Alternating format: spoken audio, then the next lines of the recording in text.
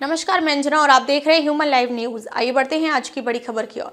बिहार में जब भी बाहुबलियों की बात होती है तो एक दो नहीं बल्कि कई नाम सामने आते हैं। इन्हीं में से एक नाम जाप सुप्रीमो पप्पू यादव का है।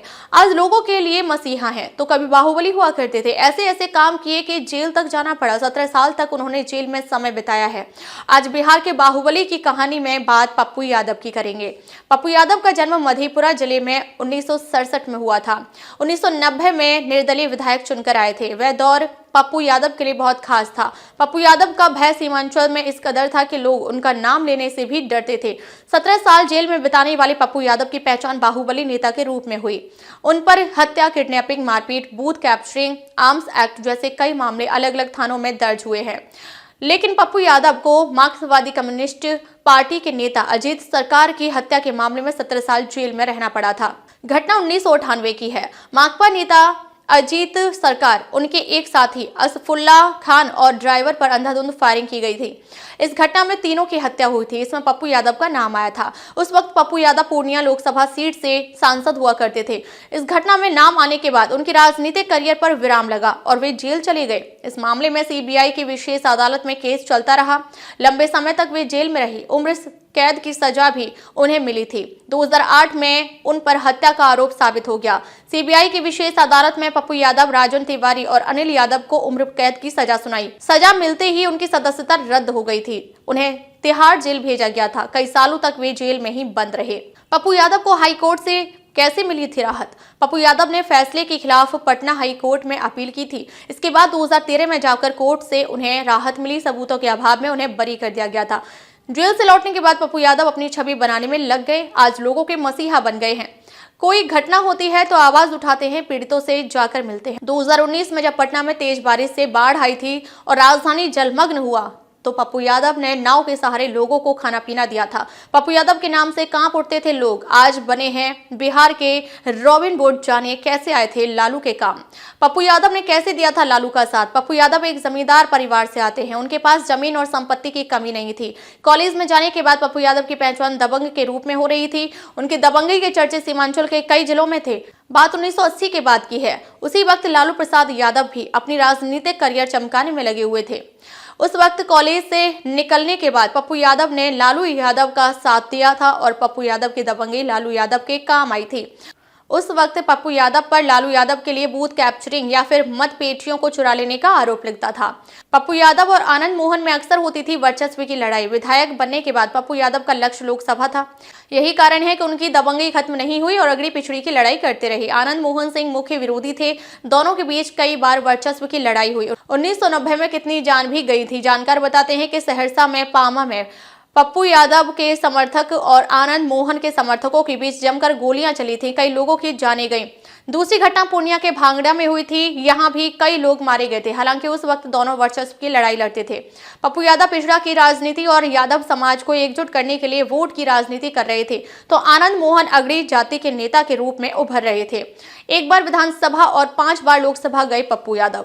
1990 में विधायक बनने के बाद 5 बार लोकसभा के सदस्य रहे। पहली बार 1991 में पूर्णिया से निर्दलीय चुनाव लड़े और जीत हासिल की। इसके बाद 1996 और 1999 में भी वह पूर्णिया से ही निर्दलीय सांसद बने। 2004 में लालू प्रसाद यादव ने उन्हें मधेपुरा से आरजेडी का टिकट दिया और वह चौथी बार जीते। 2008 में उन पर हत्या का आरोप साबित हो गया और उनकी सदस्यता रद्द हो गई। 2013 में पटना हाईकोर्ट से राहत मिलने के बाद पप्पू यादव फिर 5वीं बार 2014 में आरजेडी के टिकट से मधेपुरा से चुनाव लड़े और 5वीं बार जीते। 2015 में तेजस्वी यादव की बयानबाजी के बाद वह खफा हो गए और आरजेडी से दूरी बनाकर अपनी जन अधिकार पार्टी बनाई। 2019 में उन्होंने अपनी पार्टी से चुनाव लड़ा लेकिन हार गए।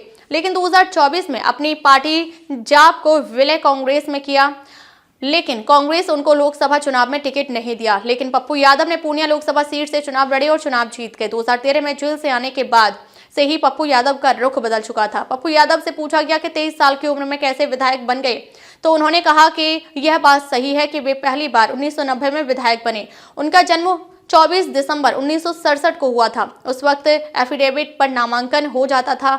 हो सकता है सर्टिफिकेट पर उम्र 25 साल बता रहा हो। किसी भी इंसान के स्वभाव में अचानक से कभी कोई बदलाव नहीं आता है। हाँ, निश्चित रूप से कोई घटना या कोई ऐसी चीज़ें बदल सकती हैं, मगर आदरणीय नेता श्री पप्पू यादव जी के बारे में बार बार कई जगह, कई चैनल पर, कई समाज में या फिर कहीं भी ऐसे प्रोग्राम में या लोगों के आम जनमानस के मन में ये सवाल कई बार उठता रहता है, या एक यूं कहूं कि एक परसेप्शन क्रिएट किया जा रहा है कि पहले बाहुबली और अब मसीहा।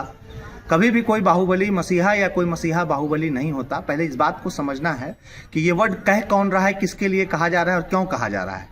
कहा इसलिए जा रहा है कि 80 के दशक में जिस वक्त जाति व्यवस्था के नाम पर जुल्म का परचम इस देश में बुलंद था, और ख़ास तौर से जातिगत राजनीति में या फिर जातिगत प्रताड़ना में बिहार सबसे पिछड़ा और सबसे दबा कुचला। आज की भी कुछ स्थिति आप साफ समझ रहे होंगे कि पूरे भारत से धीरे धीरे जाति व्यवस्था खत्म हो रही है। वहीं जाति व्यवस्था के नाम पे आज भी बिहार में सरकारें बनती और बिगड़ती हैं। निश्चित रूप से उस वक्त एक ज़मींदार परिवार का एक वो शख्स जो पढ़ लिख के, जो चाहे वो यूनिवर्सिटी के दरवाजे हों, वहाँ से अपनी छात्र नेता के रूप में आवाज़ बुलंद करता है अन्याय के विरुद्ध, और न्याय के पक्ष में जब अपनी आवाज़ बुलंद करता है, जब शोषितों की आवाज़ बनता है, पिछड़ों की आवाज़ बनता है, कमज़ोरों की आवाज़ बनता है, तो फिर लोगों ने उसको सो कॉल्ड उस वक्त के बड़े मठाधीशों ने बाहुबली कहना शुरू किया। फिर अखबार का दौर, उसके बाद पत्रकारिता में, और एक नया परसेप्शन बना कि पप्पू यादव बाहुबली है। मैं जहाँ तक मेरी जानकारी के मुताबिक कोई भी ऐसे इंसान के मौत से सीधा पप्पू यादव का कोई वास्ता नहीं है। जो भी इंसान समाज हित में बेहतर कर रहा हो, या जो भी इंसान समाज हित के लिए बेहतर था, निश्चित रूप से कुछ चीज़ें ऐसी राजनीतिक जीवन में ऐसी कुछ हुई हैं जो उनके ऊपर एक बड़ा इल्ज़ाम लगा है।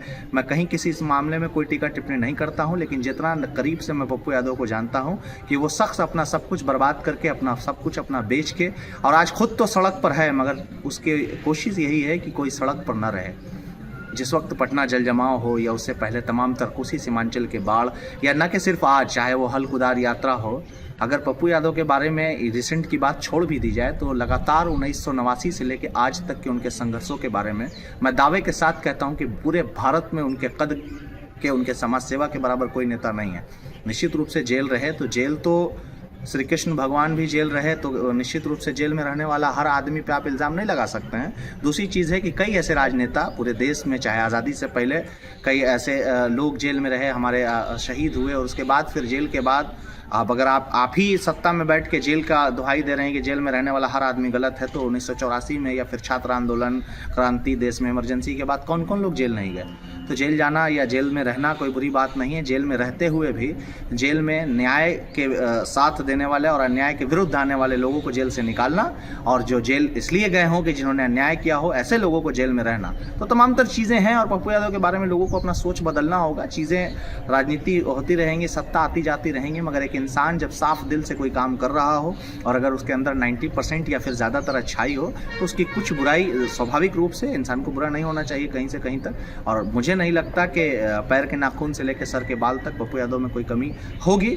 निश्चित रूप से अगर कुछ इंसान है, इंसान गलती का पुतला है, अगर कहीं कोई कमी रही भी होगी तो उसकी कमी को ये देखना है कि सोसाइटी को कोई नुकसान नहीं। एकाध व्यक्ति को, एकाध सरकारों को, एकाध विधायक, मंत्री या किसी एक विचारधारा के लोगों को अगर कोई दिक्कत है तो वो दिक्कत की बात नहीं है, बल्कि वो अच्छी बात है कि बाकी लोगों की सेफ्टी के लिए एक व्यक्ति से लोगों को दिक्कत हो रही है। तो स्वाभाविक रूप से आदरणीय नेता श्री पप्पू यादव के मानने वाले हम लोग, उन्हीं के पद पे चलते हुए प्रयास रहता है कि कभी भी कोई गरीब, कभी भी कोई पिछड़ा, या कभी भी कोई जालिम किसी मजलूम पे जुल्म करे तो उसकी आवाज़ मुखर बनी जाए। और अगर ये मुखर बनना, लोगों के काम आना, लोगों की मदद करना और हर तरह से लोगों की मुसीबत में साथ खड़ा रहना बाहुबल है, तो हम सब बाहुबली हैं। और अगर इंसानियत है, यही खिदमत करना, यही रॉबिन हुड है, तो हम सब रॉबिन हुड हैं और रॉबिन हुड के चाहने वाले हैं। तो निश्चित रूप से यही हमारी बात, मतलब इतना ही कह पाएंगे हम शायद। तो दोस्तों, यह थी पप्पू यादव की कहानी, जो कभी बाहुबली के नाम से भी जाने जाते थे और आज बिहार के रॉबिन हुड के रूप में लोगों के दिलों में जगह बना चुके हैं। उनका सफर संघर्षों से भरा रहा, लेकिन उन्होंने हर चुनौती का सामना किया और समाज के लिए एक नई दिशा तैयार की। उनकी यह कहानी बताती है कि यदि इंसान ठान ले तो वह अपने अतीत को पीछे छोड़कर एक नई पहचान बना सकता है। ह्यूमन लाइव न्यूज पर ऐसी ही प्रेरणादायक और रोचक कहानियों के लिए जुड़े रहिए। धन्यवाद। अब तक के लिए बस इतना ही, फिर मिलते हैं एक ऐसी ही बड़ी खबर के साथ। तब तक के लिए नमस्कार और देखते रहिए ह्यूमन लाइव न्यूज।